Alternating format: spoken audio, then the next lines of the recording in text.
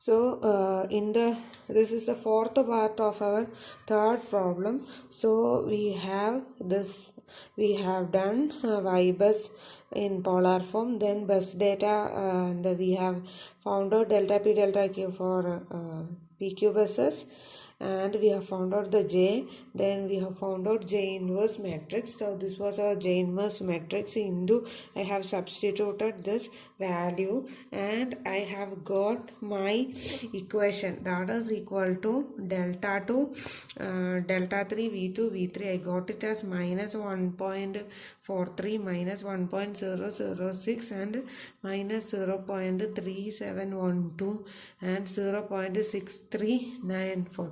So these are the values I got for my delta 2, delta 3, etc. So for that, how will I find out delta 2 is equal to this into this plus this into this plus this into this plus this into this, matrix multiplication method. So I have found out my delta 2, delta 3, v2, v3. Okay, now in the last step what we are going to find out is we have to modify this for our next iteration.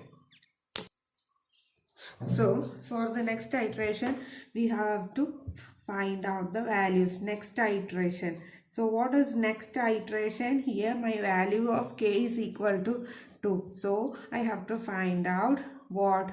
I have to find out my delta 2 value for my second iteration is equal to delta 2 value I used for my first iteration plus delta 2 value I have for my first iteration. So what I will do, delta 2 was first 0 plus what is my minus 1.43. so my new delta 2 value, delta 2 new value will be equal to minus 1.43.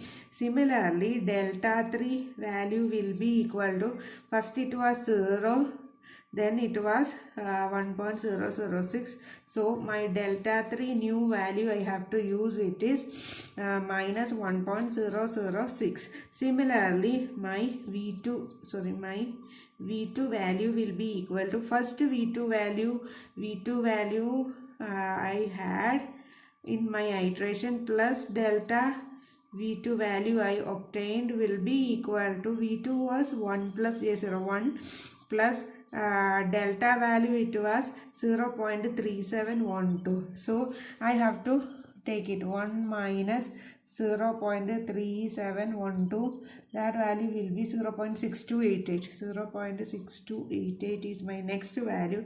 Similarly my v3 value I have to take it as, v3 was 1.04, isn't it? See, v3 was 1.04 plus this value 0.6394 and 04 plus 0.6394.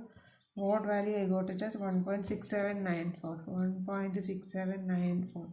so this is my new value of delta 2, delta 3, v2 and v3, and we have to continue our equation. We have to continue by finding out our third step. Okay, remaining all those steps won't vary, but we have to find out iteration 2 by using our third step. So again we are proceeding. I have got my new values, so I have to do with the delta p2 is equal to p2 scheduled minus p2 calculated. So p2 calculated value, that is equal to sigma I is equal to 1 to n. Then what will be then sigma p2 calculated value, that is equal into vi y, sorry, this is p2, no? So v2 y I 2y vi into cos theta 2y plus delta I minus delta. To this value we have to substitute. So that is equal to v2 into y21 into v1 into cos of theta 21 plus delta 1 minus delta 2 plus v2 square into y22 into cos theta 22 because delta 2 minus delta 2 it will be equal. Then V2 into Y23 into V3 cos theta 23 plus delta 3 minus delta 2. So this will be the equation, and we have to substitute the value, that is 0.6288 into Y21 value. It won't vary, so 1.1923 into V1 value, it won't vary, 1.05 into cos of theta 21 value is 1.7413 plus delta 1. What is delta 1 value? Delta 1 value, it will be 0 minus delta 2. What will be delta 2 value? Minus it will become plus 1.43. This we have to solve. Plus V2 square. What is new V2 value?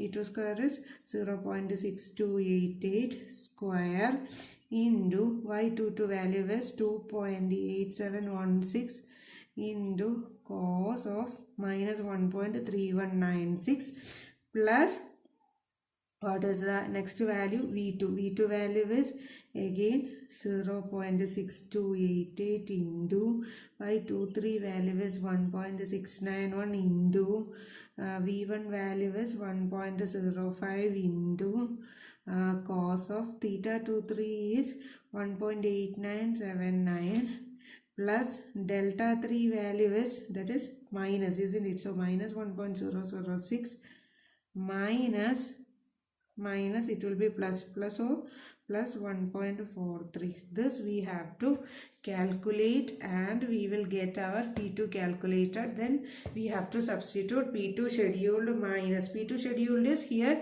it is a load, so P2 scheduled is minus 4.5 minus this value, you will get delta P2. Similarly, while doing Q2 calculated will be equal to minus sigma of this I is equal to 1 to n, the same equation, but here it will be sine. So we have to calculate delta Q2 is equal to Q2 scheduled minus Q2 calculated, and the Q2 calculated while doing we have to substitute the same. So the step continues, like we have to find out delta P and delta Q for bus 2. Next we have to find it out for bus 3, and bus 3 we have to check whether it is within the limit. If it is within the limit, then we can take this bus as a PV bus. If the limit is violated, again this is considered as a PQ bus. So in J matrix, if it is a PQ bus, then it will be delta P2, delta P3, delta Q2 and delta Q3 will be there if it is a PQ bus, else delta Q3 won't be there for the if it is a PV bus.